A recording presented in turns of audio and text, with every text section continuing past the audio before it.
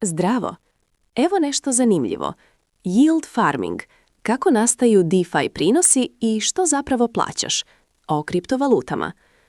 Ako provedeš samo nekoliko minuta na kripto Twitteru ili u DeFi Discord kanalima, vrlo brzo naiđeš na grafove prinosa, brojke od 30, 80 ili 200% godišnje i projekte koji naglašavaju yield farming kao glavni razlog zašto bi netko uopće došao na njihovu platformu.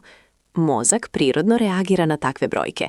U tradicionalnim financijama dvocifren prinos već je nešto posebno, a u DeFi svijetu yield farming se često prikazuje kao nešto gotovo normalno, svakodnevno, čak i očekivano.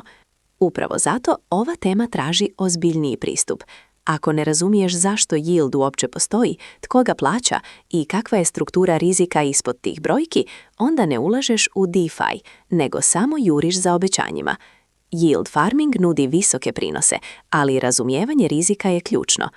Ovaj tekst nije napisan da ti objasni gdje kliknuti i kako u 3 koraka doći do nagrada.